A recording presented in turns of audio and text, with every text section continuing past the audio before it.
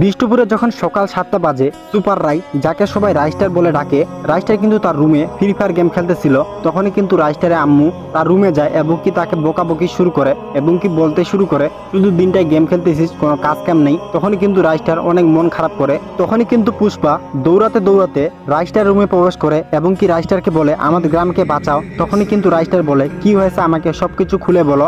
তখনই কিন্তু পুষ্পারাজ কান্না করতে করতে বলে আজ সকাল 7টায় আমাদের হরিরামপুর গ্রামে সবাই সুখে শান্তিতে বসবাস করতেছিল। মুরব্বীরা বাজারে সবজি বিক্রি করতেছিল এবং কি বাচ্চারা গ্রামে খেলাধুলা করতেছিল। ওই গ্রামে একজন বড় সায়েন্টিস্ট ছিল যার নাম হচ্ছে টুংটুং। তার লেপে কিন্তু সে রিচার্জ করতেছিল। তখনই কিন্তু এক দুষ্টু বাচ্চা আসে এবং কি ওই লেপে প্রবেশ করে। তখনই কিন্তু একটা বিস্ফোরণ হয়। সঙ্গে সঙ্গে কিন্তু আমরা অজ্ঞান হয়ে যাই। যখনই আমার জ্ঞান আসে তখনই কিন্তু আমি লেপ থেকে বের হয়ে আসি এবং কি দেখতে পাই গ্রামবাসীরা ভয়ে দৌড়াতে শুরু করছে। তখনই কিন্তু আমি এটা দেখার জন্য গ্রামের দিকে একটু এগিয়ে যাই। তখনই কিন্তু দেখতে পাই একটা হিংস্র প্রাণী